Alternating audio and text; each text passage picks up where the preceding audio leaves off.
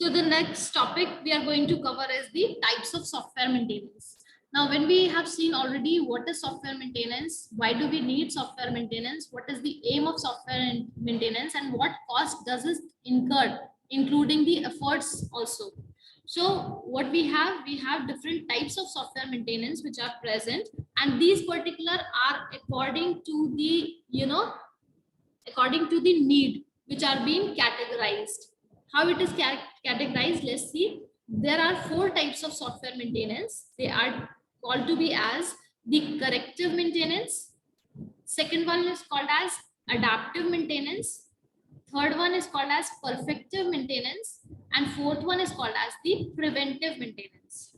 Now, as the name suggests, these are working on these particular categories. How they are working, I have already shown you in the definition that it corrects error, it updates, it deletes obsolete functionalities or components, and it enhances the performance of the software. So according to those, we are working on this. That is, for corrective maintenance in generalized form, or what is the concept behind this corrective maintenance? The concept is, what we are going to try to do, we are going to fix the errors.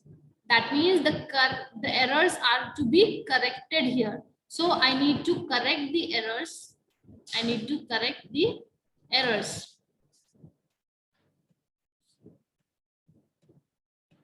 So this particular error correction is done in the corrective maintenance.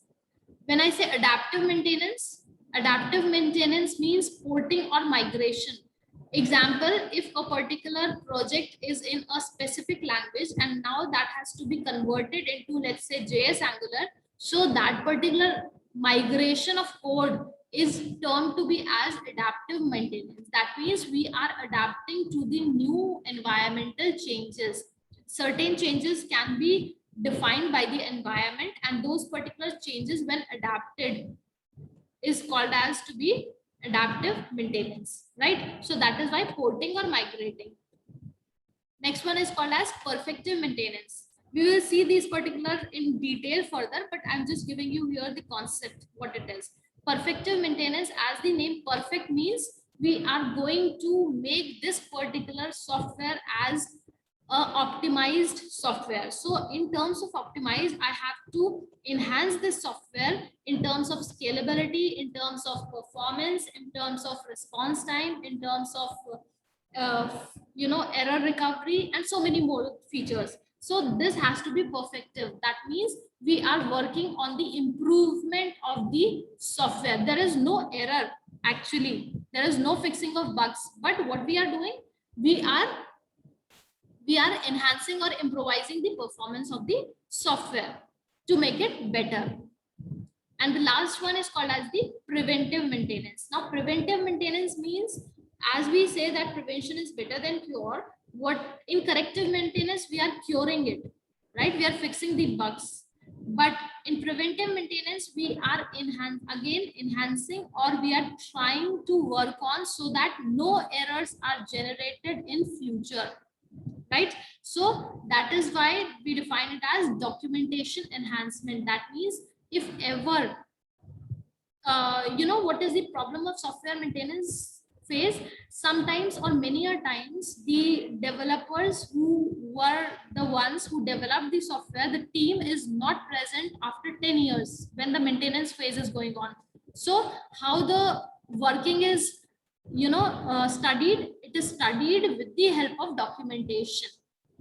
So the documentation should be enhanced so that in future there is no problem regarding understanding of the software and making it a more perfective, adaptive, and corrective maintenance, right? So these are the 4 categories or 4 different types of software maintenance we will be working on.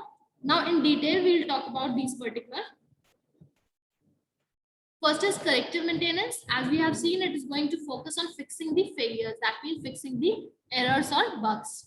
Now it is a reactive process. As I have told you that preventive is a precautionary, right? But this is reactive. Reactive means we are acting if something happens, if a failure is existing or if a fault is existing or occurring, then we are acting to correct it. So that is why it is called as a reactive process. Now this particular can be used in MCQ also. So this is how you can find out the questions which can be defined from the topics. Failures and their associated faults generally need to be corrected either immediately or in future, right?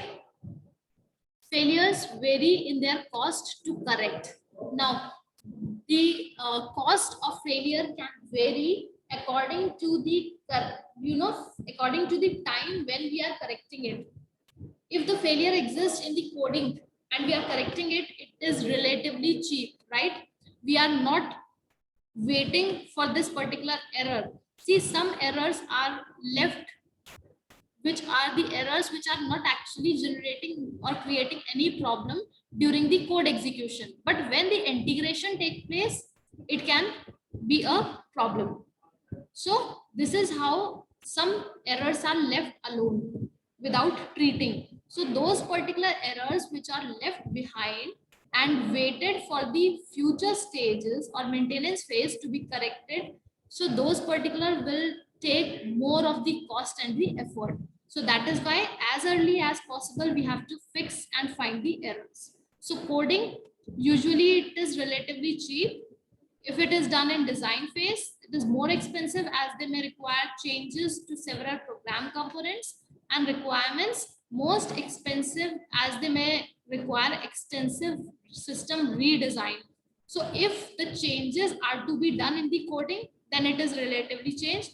But if the changes are or has to be done in the design phase, then it will be relatively more expensive. But if it has to be done in the first stage only, that means the requirements of the software are changing or there is updation in the software requirement, then it will take lot of effort and cost for correcting this particular change or correcting this particular error. Now, design and requirements are the sources of approximately 80% of failures. If there are problems in the design and the requirements, then the system is not having the errors, but we will call it as a failure. If there are problems in the coding, then it is termed to be as a, fault or error. But if it is in the design phase or the requirements phase, it is termed to be as the failure. Now, next one is adaptive. Adaptive maintenance means what? Sorry. Adaptive, as I have told you, it is for the porting or migration. So the evolution of the system to meet the needs of the users and the business. If there are certain changes in the need or requirements of the user or the business or the technical environment, then we have to work on with the adaptive maintenance. It can be caused due to internal needs or external competition or external requirements. It can be due to the changes in the law. That means due to the government law changes, there can be certain changes which are done in the requirements, or it can be within the internal needs, that is by the user. Essentially, we are introducing new requirements to the system. Therefore, we should treat like a new development in our approach and methods. Every time whenever there are new requirements, then the software has to be treated as a new development approach or method, not by the same methodology which it was developed earlier, right? This we do not have to think when only the coding part is changing. But if the requirements are changing, if the complete scenario is development is changing, then we have to figure out this point. Next one is called as perfective maintenance. Now, perfective maintenance, as the old proverb says, if it isn't broken, don't fix it. So what does it say? If there is no problem due to certain warning or error, then there is no need to fix.